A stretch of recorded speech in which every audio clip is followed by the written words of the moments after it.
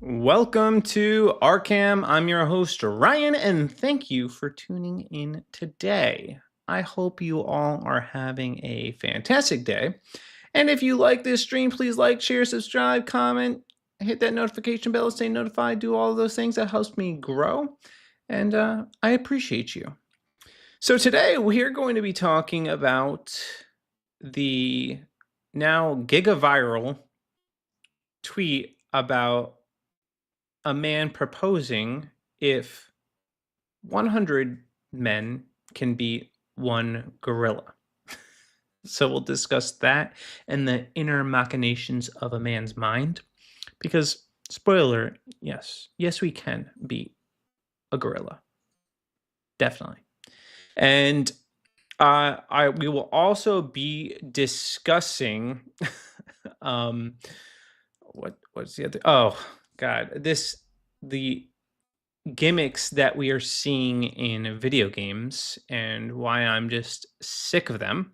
So we'll talk about that and we'll dive into some malicious compliance posts. So, yeah, all that today and more. All right, so let's get into it. So, this has been the talk of Twitter. Just about everybody has weighed in. And this is in regards to this tweet here, which is now sitting at 285.2 million views. So it's been quite the discussion.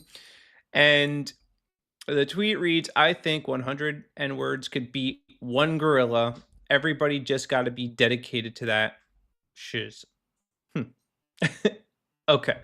So this is a prompt a lot of discussion. And being a man, we think about things like this.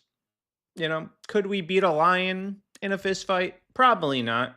A lot of men think they can. Probably not, though. It's probably not happening. But can 100 men beat one gorilla? That's the question. And I think we can. I think we could prevail in a situation like this. Not without casualties, not without struggle, but through perseverance and strength, we can do this. We can overcome one gorilla. Now, I do think there are some caveats though, because he doesn't really get into specifics about this. He there's a lot that's open to interpretation. I'm obviously assuming that you can't bring weapons, so that just seems like that's off the table there. But through fist fighting, I think there's a case to be made. But we can't be in a situation that requires like everybody just pummeling this thing, because I don't think that would be very effective. Matt Walsh actually had a tweet. I'll bring that up in a second, where he weighed in on this. I thought his strategy was actually pretty good. So give me a second. Let me get that pulled up. I don't know why I didn't have it up already. My cat is. I normally kick her out, but she's here for some reason, and I don't know why. All right, here's the tweet. Oh, wait. Hold on. All right, here we go. Most people seem skeptical of this claim, but that's because they're imagining 100 men all pouncing on the gorilla at once instead of the better strategy is to spread out. Gorillas are strong, but they don't have a lot of stamina.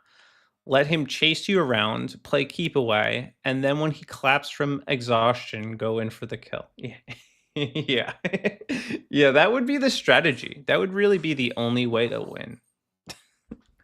Jesus, cat.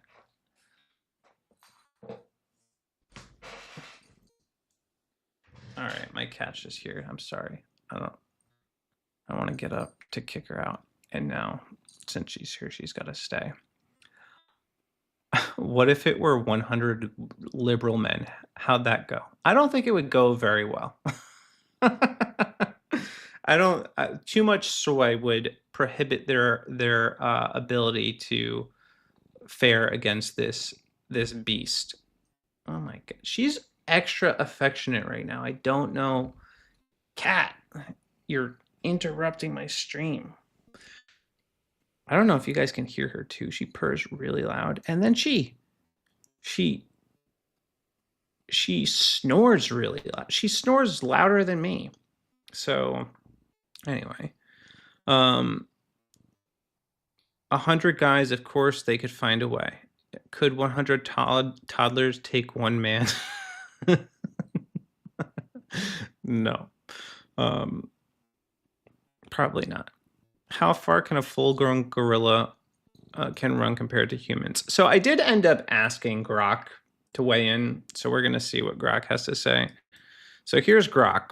In a fist fight, 100 dedicated men could likely beat one gorilla. A silverback gorilla is 4 to 10 times stronger than a human, capable of lifting 1,800 pounds and delivering devastating blows. However, the men's sheer numbers, coordination, and endurance provide a decisive edge. They could surround the gorilla, attack from all angles, and tire it out with persistent strikes. While the gorilla could cause serious injuries, the group's strategy and resilience would probably prevail, but not without significant casualties. Yeah, that's what I'm saying. You could do it, but it's going to take teamwork. And it's going to take a few sacrificial lambs. So, some guys are going to have to take some for the team. But I do think if you get on it and find a way to like blind it, I think then you increase your chances there. So you got to blind this thing, trip it up, get it on the floor. And then if you can get it on the floor, then you can use this strategy where you just pummel it and come out victorious. So I do think that would be the way of ultimately defeating this beast. But not everybody thinks so. Some people think the gorilla would win. Let's see if we can find some of their tweets. No matter how dedicated you are, all 100 of you will meet your maker after a very violent, vicious death. May God be with you. I won't be joining you. So Grok 3 says no. 100 men would likely not beat a gorilla barehanded. A gorilla's strength, speed, and aggression are overwhelming. Males can lift up to 430 pounds. We're getting conflicting answers. What did it say back here? Hold on a second. Oh, that was the same tweet. Whatever. Even with the numbers, unarmed humans lack the physical capacity to inflict serious damage before the gorilla incapacitates many. Coordination would be chaotic. The gorilla's durability would outlast human stamina. Injuries would pile up quickly, and the morale would... Okay, so this is counting on people being demoralized for it to win, people being scared. But I think if people have the resolve, they could win. So let's imagine 100 men locked in. Like they are going to war, they are going to battle, they are brothers in arms, ready to take down this beast. No, they're gonna do it. They're gonna persevere and take down this gorilla. So as I said before, Mr. Beast did end up weighing in on this, which I think is hilarious. Need 100 men to test this. Any volunteers? He would do that. I would sign up, but I would like be in the way back, and wait for everybody to tire it out before I took advantage of the situation and came in with the clutch win. That's what I would do. So yeah, so there you have it. I think we would win. Humans have done the impossible before. We could do it in this situation. We could take down one gorilla and persevere. All right. Moving on to our next story. So I'm probably going to rant a little, guys. So just a heads up. This is a topic, a conversation that is sore for me. So when I was a kid, we played a lot of different video games, and some of them had really cool crossovers. So one distinct one that I remember when I was a kid was a playing Tony Hawk Pro Skater 3 and there being a crossover with Darth Maul. So that crossover was sick. And I thought it was dope. It was cool. It wasn't, it was still pretty edgy. And now though, I feel like it is wildly overdone. So Fortnite was one of the people to start doing this, doing the crossover. So they have like every character under the sun. They have, Marshmallow Man, Stormtroopers, Batman, Star Lord, Scarlet Witch. I mean, everybody. I mean, they have Homer Simpson, they have Peter Griffin, they have every possible. But they have Lady Gaga and what the heck's that chick's name? Sabrina Carpenter and Eminem. Like every single person you could think of is in this game, and it's just it's cheapening. It's cheapening the meaning of crossovers, okay? If everybody is doing crossovers no longer matter. It is not nostalgic. It is not as meaningful as it was like when we play Tony Hawk Pro Skater 3 and we could play Wolverine and we could play Darth Maul. Like it's not the same. All right. And there are some games that have done this in the past that have done it well. And I think Nintendo is actually they come in clutch here because they did this with Super Smash Brothers. And this is like one of my favorite crossovers of all time. It was sick. Everybody was hyped. And just a caveat to this. So Nintendo, when they were releasing their Switch version of Smash Brothers, they started taking votes on, some of the characters that they were going to release with DLC. And, there were a bunch of people that were getting votes. Waluigi was somebody that got a lot of votes. I don't know why either, because Waluigi's stupid. So I don't get it. I don't get why he was getting votes. Now, I casted a couple votes, and I remember at least two of them. I voted for Sora from Kingdom Hearts and Knuckles. That's what I wanted to see. I thought that would be cool. And then they dropped this reveal, which I'm gonna play for y'all. Oh man, it doesn't look good. Hold on, I gotta fix this. Oh wait, here we go.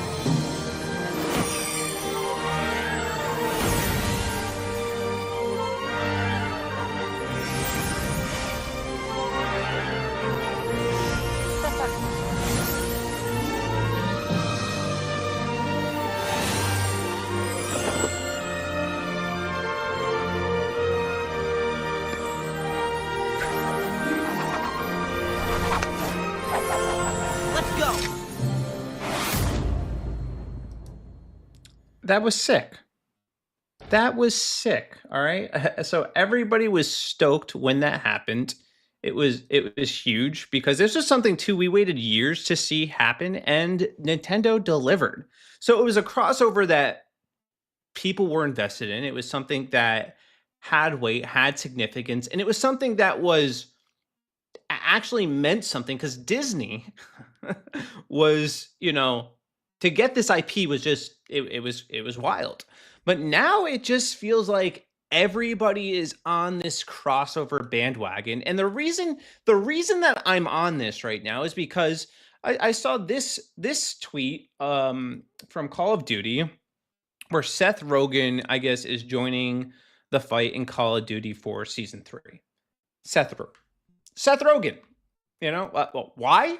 Who cares? Why are we doing? I don't understand. So it's like every company now has some stupid gimmick that they're doing. They're introducing, they introduce some character, whether it's Seth Rogen or Sabrina Carpenter or Homer Simpson or Peter Griffin or any random character, and these crossovers don't actually mean anything anymore. They're not significant. And then two, when you're playing a game, it feels now like all of these are ads. It's not something they're doing for the fans. It's ads. These are I feel like I'm playing a video game full of ads or creators like Sabrina Carpenter or Eminem trying to promote their music. It disconnects you from the game, from the immersive experience that it's supposed to be.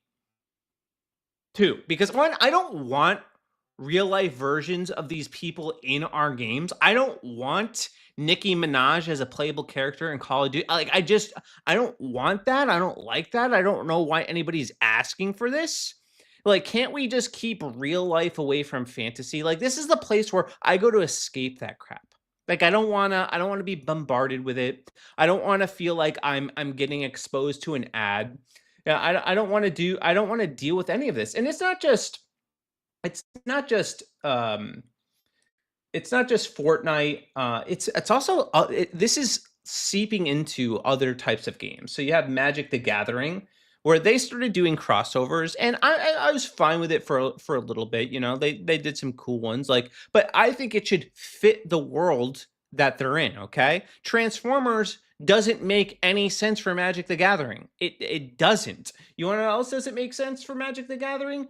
Freaking Marvel. They're doing a crossover now in Magic the Gathering too, and there are just other things that just don't make sense for this universe. It doesn't make sense. They did Stranger Things. I said, okay, that can kind of fit, like that's a D&D based thing. That makes sense. They did Lord of the Rings. Okay, that makes sense. There are some of these that actually do make sense, but it just gets to a point where it's ridiculous, it's gimmicky, and it feels like a money grab. That's what it feels like, and I don't like it. It's off-putting. Recently, I watched the first episode of Black Mirror, and in the episode, spoiler alert too, if you haven't watched it, it's going to be spoiled for you. But there's this woman. She gets into a car accident. She's played by Rashida Jones, and her husband's devastated because she's in like a coma. And then this doctor has this experimental procedure that he can undergo that'll help like restore her, rebuild the tissue in her brain. But this rebuilt tissue in her brain is connected to cloud services. So basically, they can get her to function properly and be awake and be stagnant. But they add a caveat: oh, you're going to need a little bit of extra sleep. So they undergo the procedure to save Rashida Jones's life in the show, and everything seems well. They're able to live their normal lives, except she's sleeping a little bit more. No big deal. So then they attempt to leave town, and they were told beforehand that if they tried to leave town or go outside of the range, it's like cell service. They might not, they might run into problems. So they try to leave town, and she her brain shuts down. She blacks out, and then he turns around and gets back into range of these towers, and she comes back online. So all is well. She's good again. So they go visit this person. to say, hey, what's going on? What's happening here? And they're like, oh, well, you went out of, your range. But if you want to go further, you can upgrade to, the premium plan. So I think they declined the premium plan. They stick with their basic plan. And she's at, because their basic plan was like $300 or $400 a month. It was expensive. And then the premium plan is like $800. It went up in price. So then while she's at school, this kid asks her something, a question, maybe about faith or something like that. And then suddenly she like pauses and goes into this ad read, basically about Christian counseling services for this kid. And then she comes out of it and she has no idea what happened. And then they try to upsell her to to stop the ads. And it just was an indictment on this subscription-based culture that we live in. But that's how I feel though with the video game industry right now, is that they are putting these characters in here basically as ads, and they're just totally taking me out of the moment, disrupting the moment with these intrusive ads and characters that just don't belong in the world that they're in. And it's just so awkward and so weird. I'm tired of it. I'm so freaking tired of it. I just wish it would stop. I wish it would stop because I hate it. I hate it. I hate it. So, yeah, all that to say that I'm sick of the stupid crossover events. Like nothing's original. They have to use all these gimmicks to get players to play the games or to get kids hooked on digital skins, and that's another thing too. It's like all these people buying skins and content that they're, like non-physical things that they're never going to really like have any value. I say that now until they're like in the meta world and, they have all these super cool skins and everybody's plugged into AI supercomputers and they're living in the Matrix, and then I didn't get that Seth Rogen skin. Dang. Might have missed my chance. All right. Changing gears. We are going to read some malicious compliance posts on Reddit, but before I do, I figured I would share my own malicious compliance story. Now, I know you might be thinking, Ryan, you're not malicious at all. Well, pre-saved Ryan was very malicious. Yeah, I was before Jesus, maybe a little bit after Jesus. I was petty, a little petty, and I used to work at this farm, home, and garden store, and we would sell all sorts of stuff, horse feed and plants and Carhartt clothes, you name it, we had it. And we sold bait fish for a lot of the fishermen and hunters that came into town. Well, not the hunters, but the fishermen. And during the winter, we'd have lots of Russian people come in and they'd buy fish to go ice fishing. So it wasn't common for us to sell bait fish. And what I would do, with my customers is I would always give everybody a little bit extra, just 2 or 3 extra fish, just complimentary. I probably wasn't supposed to do it, but I did it anyway, and I get this one lady and, I got really good at eyeing the amount of fish that I put in. So I always knew like they were always getting a dozen plus extra. I could eyeball that and see it. So I pour these fish into this bag, I zip it up, and hand it to her. And this lady looks at me and she's like, "You no give me enough." I'm like, no, ma'am, I did. I actually gave you more than enough. She's like, "No, you no give me enough. I want more." I'm like, "Ma'am, I assure you, I promise you, I gave you enough. I definitely." She's like, "No, no." I was like, "Okay, all right. I'll tell you what. Here's what we're gonna do. I'll take the bag from you." I opened it up and I was like, "We're gonna count together, okay?"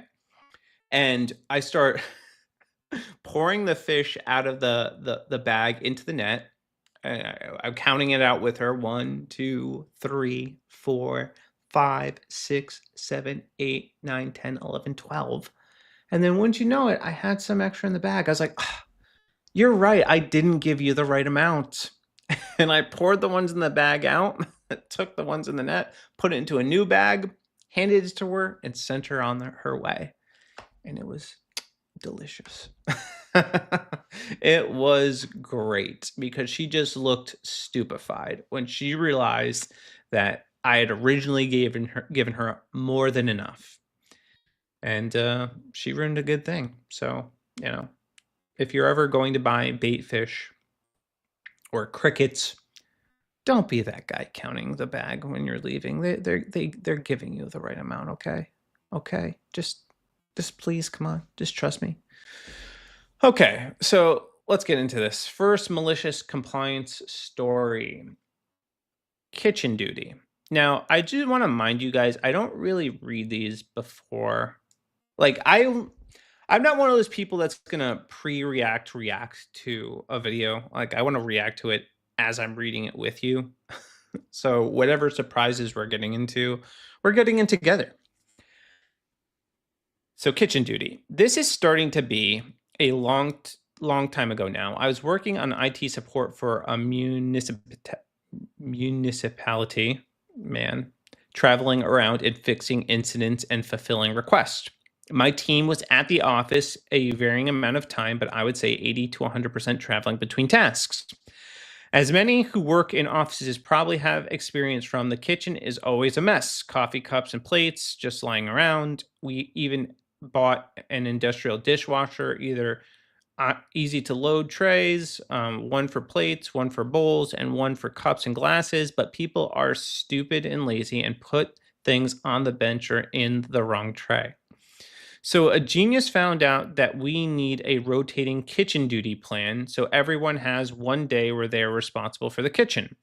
This wasn't a kitchen for making food, so it was basically just a coffee machine, fridge, and microwave. The list came out, and I saw my team on the list, so I immediately contacted the ones responsible and explained that my team is traveling most of the day. We are rarely at the office, and I usually grab a lunch while traveling, so we shouldn't be on the list. They replied that everyone will be on the list. So again, raise the issue that we're not at the office, and I get a reply saying we'll just have to come to the office to take our responsibility. Here's my malicious compliant. Here's where my malicious compliant kicks in my day. Oh man, these people need to learn to spell.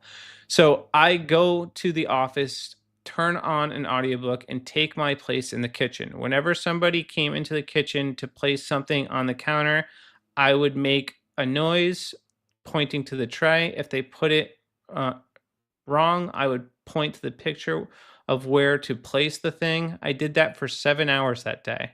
I got some questions about my workload, in which I replied I had a lot to do, but I had kitchen duty, so I wouldn't be able to go out to any incidents.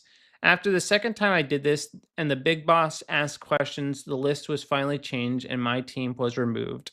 The person responsible for the list still thought it was unfair that we didn't have to do any kitchen duty. Well played.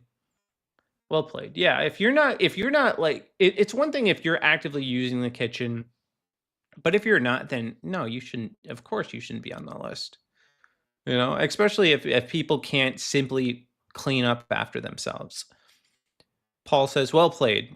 Everyone should clean as they go. Yeah. Yeah, Paul. That's like common sense. Clean as you go. There ought to be, you know what? I need to. So I'm mainly on dish duty at my house, and my wife, she'll like clean and go. And I need to do this. I need to be like, sit home, take the day off one day, and just every time. Hey, that spatula, make sure it goes in the dishwasher.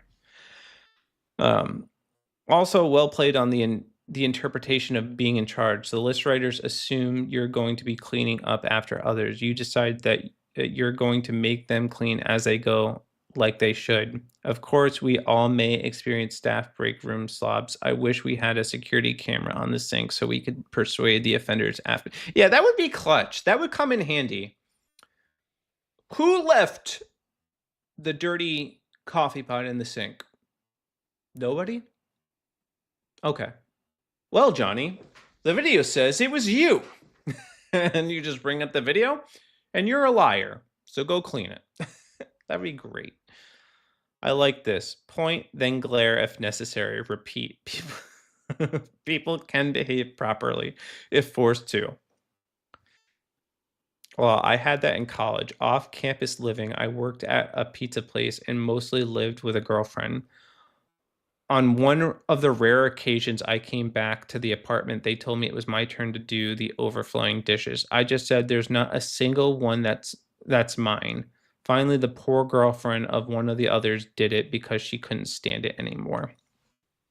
Yeah. Oh man, this just brought me like flashbacks to my time in college. So when I was in college, I had this Indian roommate, good kid, by the way. He was a nice kid, but you know, he smelled like he was from India. I'm just going to, and I'm not saying, I'm not trying to be mean or anything like that. That is India was in my dormitory, okay? India was there. And not just I could smell it, everybody could smell it. My whole floor could smell it. And they would come to me and complain about it.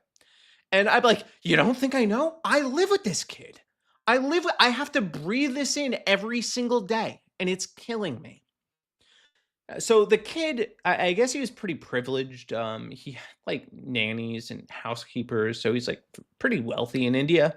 So I don't think this kid ever did a chore a single day in his life. I mean, food and garbage in his bed. It was so disgusting.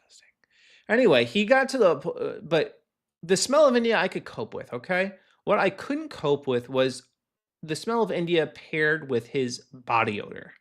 All right, the kid did not wear deodorant. And it was so bad, man, that I would just my roommate or my floor mates would constantly be bombarding me, saying, "Dude, you got to do something about it. You got to talk to him." I was like, "Jesus, all right, I will talk to him." And what I did was, hey, I was like, hey, buddy, you want to come with me to Walmart? I gotta go pick stuff up. I brought this kid into the deodorant aisle. I was like, here, you need to wear this. You need to, bro. You have to put on deodorant. And he just politely accepted and he started wearing deodorant and it wasn't a problem anymore. But it was pretty horrible for a little bit of time. All right. Next malicious compliance story. All right. Pedestrian. I, 54 female, went to visit my adult son, 30 male. We went out to dinner and I was driving. He was in the passenger seat. We had to go through downtown traffic and I asked him to help me watch out for pedestrians. I didn't specify pedestrians crossing the road. Pedestrians have the right of way. So, true to his humor, he notified me about every person walking, every single person, yelling not too loud, pedestrian, and pointing to each person walking on the sidewalk. Oh my God, he has me in tears from laughing so hard. I made a monster and taught him a warped sense of humor. God, I love my son. Even a month later, when I went to visit him, he do the same thing again, and I think this will forever be a thing, and I don't mind. Malicious compliance between us is just a way to mess with. Yeah, that's fun. That's fun. That's just trolling. That's just good old fashioned trolling. There's nothing wrong with that. You should absolutely troll each other. It's good for the soul. It's good for the human spirit. A little trolling is a delight to the soul. Somewhere in the Bible. All right, next. You're not paid to think. Okay, so I didn't. A few years ago, I worked as a copywriter at a small PR agency run by a tyrant of a boss. Let's call her Marcy. She was all about control. One day during a strategy meeting, I pointed out a huge flaw in a campaign that could have cost our client major money. Her response, "You're not paid to think, you're paid to write what I tell you." Cool, got it. From that point on, I followed her instructions exactly. No suggestions, no edits, no heads up when things were obviously going sideways, just pure, flawless compliance. Within 2 months, two major clients left over tone deaf campaigns, ones I had tried to fix but was explicitly told not to. Guess who got blamed? Me. Guess who kept receipts? Also me. I forwarded my just doing what you told me email chain to HR. Turns out this wasn't the first complaint. She was restructured out of the company 3 weeks later. Sorry for using. Apparently, that's a no-no. Oh, this comment looks like a malicious compliance. Early in my career, I had a manager who would give me reports or letters to type up on multiple scraps of paper, often stapled or pinned together with post-it notes and strips of scrap paper attached with additional and helpful notes like insert yellow post-it here. When there were 6 or 7 yellow post-its attached, she was awful at checking herself, would put the wrong or impossible dates, wrong names for people, etc.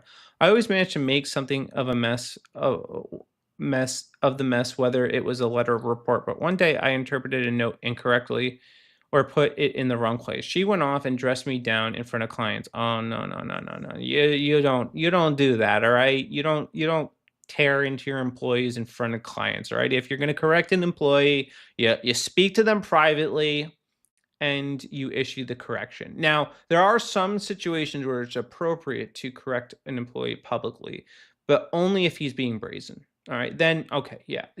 All right, you want to be brazen publicly, you want to be blatantly disrespectful, you need to send a message to the rest of the employees that type of stuff is not okay. But if it's something like this, no, you correct in the behind the scenes. That's my like inner manager coming out. Anyway, so I did. One report was she dressed me and went off and insisting I should just do what it says from now on. So I did. One report was in such a state it was escalated to a higher manager. She submitted it without proofing it. Of course, we were called into a meeting, and when asked, she blamed me for all the mistakes. I remember one date was April 31st, and the big boss's name was incorrectly spelled at least once. I brought with me the pile of shite I'd been given, post-its and pin notes and all. He stabbed himself on a dressing pin just as I'd done loads of time before. I'd also brought the memo where she previously told me not to correct anything she submitted. I don't know what was exactly said to her afterwards, but soon after I was successful in getting another job in a different department. She wasn't given a replacement, and anything she needed went to the central admin team to sort out. Daft thing is, I don't know what that means. She was actually a nice woman. We'd been friendly before we worked together, but she was an awful manager with no clue about getting the best work out of people. Yeah. Yeah, some people are just too specific, and then they don't realize like, oh yeah, I'm not a robot, all right? I'm not an AI machine. Okay, you need to, have a little bit of room for grace, just make things make sense and not be so particular. And, mistakes happen, find a more legible way of putting down your notes and take your time. All right. Affectionate fig, right? Well, actually, let me go to this one. Yeah, some people in power are at a complete loss as to how to do their jobs. I think it's called turtle on a fence post syndrome. I never heard that phrase either. As a creative in New York City advertising agency with New York City advertising agency experience, this post made my pants tight. I've been hired to design print advertising and pointed out to the copy I was giving had typos, got reprimanded as if we were living in the bizarro universe. From that day, I looked the typos wrong without comment. Panic copywriter, holy, we printed 25,000 blowing cards with a typo. We can't show the client, and now we have to eat the cost of the printing. Plus, the job is going to be late. This will f up the entire campaign timeline. Me eating popcorn. You're the copywriter, she's the editor, and he's the account executive. I'm the designer. Don't you guys proofread your S before you hand it off to the department? Besides, you signed off on the final. You didn't proofread it then. Whoops. Yeah. I will say I'm a little sympathetic to typos, because as somebody that's like constantly posting informative content, I may make a typo here and there, just a little baby. I need a proofreader. So it happens. It happens to the best of us. We make mistakes. The New York Times had a rule going back to the earliest days of print media: follow the copy, even out the window. This is the opposite of what a manager friend used to say. We pay you to think. She wouldn't then explain that if the job didn't require thinking, we'd have automated it. Yeah, you do pay your employees to think. I want people to think. If as a bot or as somebody who was previously in management experience, I want my people to think. I want them to be creative. I want them to see my blind spots. That's part of the reason I have them there is your employees can help you identify the blind spots. They have a level of vision that you don't, because they're in the front lines, they see what's going on, they see the day to day. And as a manager, you're entrusting them to identify areas that you might not notice and that might need attention. And you need to empower them and give them a little bit room to fail and correct them if necessary, but in a way that makes sense. Or in a way that's not calling them out in front of people, because that's not cool. All right. Next one. I'm gonna need to take a drink first though.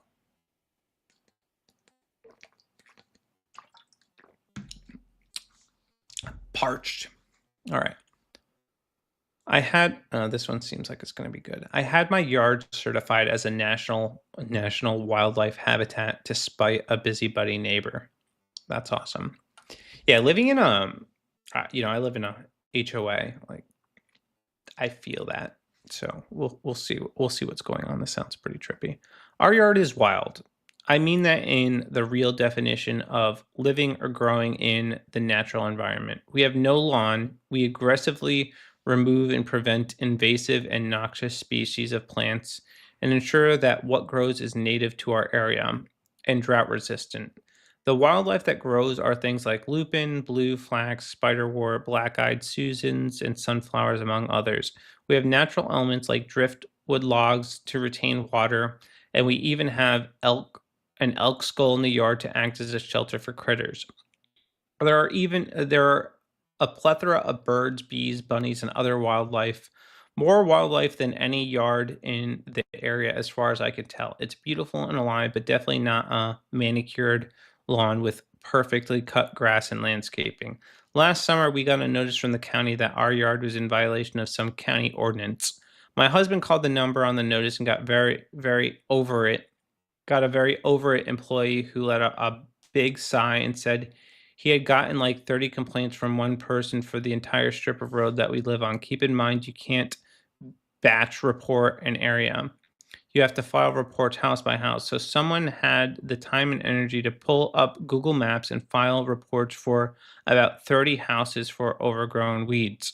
I checked the county ordinances and made sure everything we had in our yard was in compliance. Things like purposely cultivated, which our wildflowers definitely were. We planted specific species of seeds, and we removed whatever's not native. None of the wild plants block any sidewalks, nor did they hang over onto any other properties. Not knowing that it was someone with way too much time on their hands, I did some reading and learned that my yard has everything needed and then some to qualify as a national wildlife habitat. So I filled out the form, paid the fee, and got my certificate. My husband called the county employee back who said, "Send me that certificate." He looked it over, thanked my husband for the new information he can use in the future, and closed our case. I now have signs in my yard that announce the property as a wildlife habitat, and the birds and bees get to keep living in happily in the wild. That's awesome. I kind of want to do that now. I kind of want to turn my backyard into a wildlife habitat, because it basically already is. I mean, we have the hummingbirds out there. We're planting more plants to attract more hummingbirds. We got our bird bath out there. We're gonna put up a bird feeder out there. It's out there, but I haven't actually got it set up yet. So I'd be down to do that. There are perks to not having a well manicured lawn, like not having to mow it. Mowing sucks. Mowing is terrible. I don't like it. It just takes up time that I don't have. And I know, you know what I just seen recently? People have now the lawn Roombas. So pretty soon we won't even be mowing our lawns. It's getting crazy, guys. It's getting so trippy right now. Lawn Roombas and all sorts of other wild things, man. Uh, let's see here. Let's read one more. I stake my reputation on the fact that we don't need any extra staff. Years ago, I was a union delegate for a hospital that underwent expansions, more services, more beds, an extra operating theater, etc. Oh, we have Reunison writing 100 men would win. Yeah, they would win. Absolutely. We would crush that gorilla. I mean, many would die.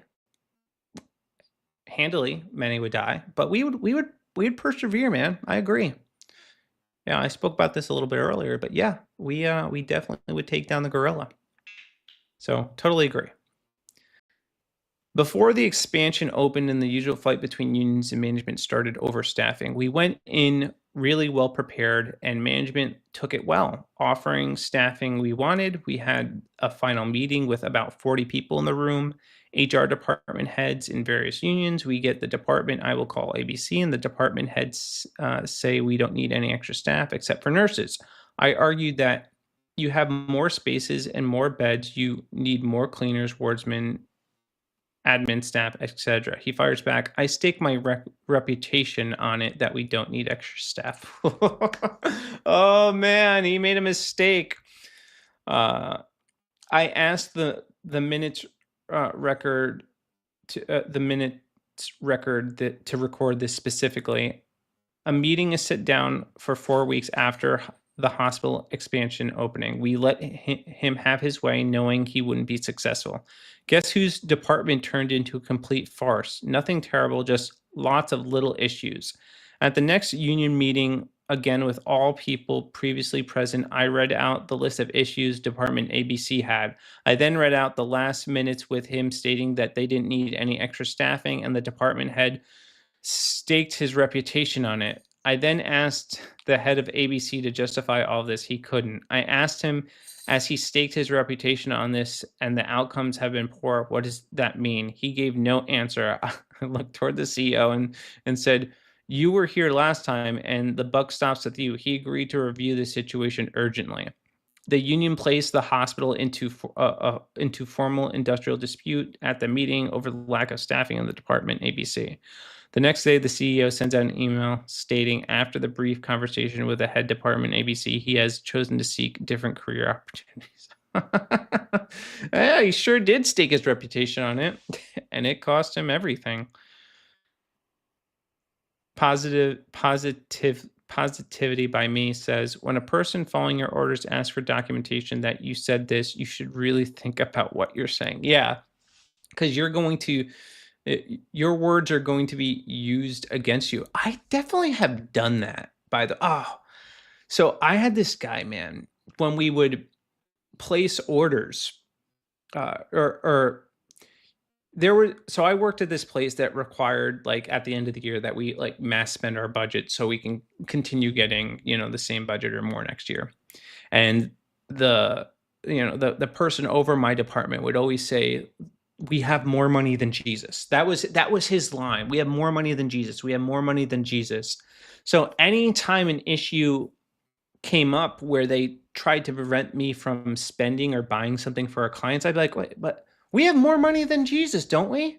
Isn't that what he always says? We have more money than Jesus? And usually they'd stop pushing back on me and let me buy what I needed for my clients.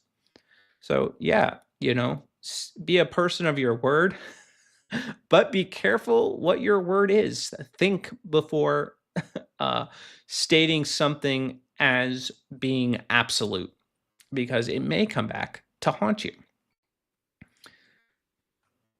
That's always been how I kept the half-baked requests from being implemented in our enterprise systems. They usually end up sitting down and actually performing the detailed analysis that drives an actual competent specification, or they insist on pulling ahead with the BS. The former results in a useful enhancement or a real, he's a very technical writer, that the request was either not needed or can be accomplished. accomplished with existing system functionality. The later choice always results in a failed enhancement that ends up causing a new negative conditions that require ripping out the enhancement and additional work to resolve the new issues that it caused. Yeah, this is something too that I also just practice in my workplace. Like, something that's said a lot, even at my job right now, is that conversations don't happen. They just don't. So you say something to somebody in passing, oh yeah, I got it. You're going to do this. Yeah, sure. Absolutely. It's not going to happen. Just send them an email. Do a red receipt. It may seem a little bit petty, but I'm a big fan of covering your ass. So definitely make sure to do that. I know I said one more, but I want to do one more. You're not paid to think. Oh, this one seems good. All right, let's do this. You're not paid to think. Cool. Enjoy 7K in rotten shrimp. Back in 2022, I worked night shift at a grocery store in Florida, stocking frozen. One night, I noticed the walk-in freezer was at 20 degrees Fahrenheit, should be 0. I go tell my manager, real hard ass, always barking orders like he's running a boot camp. He cuts me off mid-sentence. You're not paid to think. Just stock the damn shelves. Whoa, man, nah. Oh, man, I would not take that lying down. I just wouldn't. I'm like battle hardened by working in like situations where I was screamed at constantly. So now I'm just at a stage where I just don't care. I don't care. I don't care who you are. You're not going to talk to me like that. You know what cured me of this? Working at DirecTV. So I worked at DirecTV for a couple years, and you would get these customers, man. They would just scream, like from the moment you answer the phone, they're yelling at you. And it's like, ma'am, I haven't even asked your name yet, and you're yelling, you're screaming at me. All right, calm down, relax. It's not that big a deal. You don't have your TV. I remember this one guy called in, and it sounded like the way that he sounded when he called. It's like I had thought that a DirecTV technician drove up onto his property and like ran his entire family over. Like I remember he called, and all I heard him say, and I don't mean to be too loud, guys, but I just need to emphasize this. He's like, "You fix this now!" And he screamed. I had to take my headphones out. I'm like, "What's going on? What, sir? Are you okay? Is everything all right?" And finally he calms down. He breathes. And guys, you're not gonna believe what happened. He had what is this cat doing? He had a black screen. He was on the wrong input. I got so many calls like that. Just stupid things. I had one person call. They were upset that they weren't getting the NFL Sunday ticket. It was a Thursday. I'm like, ma'am, what day is it? Thursday. So your NFL Sunday ticket isn't working? Click. Yeah, they immediately realize how stupid they sound. Okay. Cool. Next morning, whole seafood sections, trash, shrimp, salmon, crab legs, all thawed and leaking. Store lost over $7,000. Corporate shows up pissed. Manager tries to throw me under the bus. Why didn't you report it? I just said, manager told me I'm not paid to think. They checked the cameras and audio, confirmed everything. Corporate backed me hard. Dave was reassigned, aka fired a week later. Never saw him again. I got moved to Dairy Lead a month after. Epic. Yeah. There's just no reason for this nonsense. Like just treat your employees with respect. Listen to them. All right, even if sometimes they come to you with silly things, just give them the benefit of the doubt. And if it's a bad idea, be like, hey, listen, yeah, I'm not sure about that. You don't have to be a douche. All right, you just don't. You don't have to be a jerk. You could be a decent human being. And I don't get these people that like they run this workplace with an iron fist. These people that micromanage, like that doesn't help people perform better. All right. And I'm not saying you let people off the hook. All right. You ignore what they're doing, but people perform worse when you're like standing over watching them work. I'm not about that life. I'm not about people watching me work. Let me do my thing. I'll do my thing. Tell me what you need done and I'll get it done, okay? And that's how I was when I had staff. I let them do what they needed to do and we handled business. And, my staff loved me at my last job. Loved me. Now I've been demoted to employee because I changed jobs, so I don't manage anybody anymore. But I love managing. I was really good at it. Okay, let's see. Anything else? I think I got time for one more. And then we're done. Okay. Oh, that's too long. All right, let's see. What do we have here? Stop. You're not paid to think. Stop wasting ingredients. Put the dishes away. I'm a mess. Savings nurtures. No, that sounds like an ad. We don't pay extra time if it's under 15 minutes. Okay. Oh, let's see this one. All right, this one's not that bad. We don't pay extra time if it's under 15 minutes. Okay, I can make it to work. I was a software engineer for a company, and out of nowhere, they implemented an electronic control on our work time. Before that, we would work extra on good faith. If I had to do 2 more hours one day, then the next day I would get in 2 hours later without a problem. And the new system, I had to clock in at 8 a.m. Even if I didn't, it would consider I was late and lose the entire first hour and clock out at 5 p.m. with a 1 hour lunch break. Work laws here in Brazil are different from the ones in the United States, and most of the posts here. If the company tracks your work time, they have to pay you extra time on anything over 40 hours a week. Sometimes I would get in a bit early or like 8:50 or something and leave at 5:10. And at the end of the first month, I was surprised my extra hours were 0. On the previous system, I wouldn't care, but they were the ones that decided to track this. I decided to do some digging on how the tracking software worked and found out that anything less than 15 minutes per check in was completely ignored. Oh, that's grimy.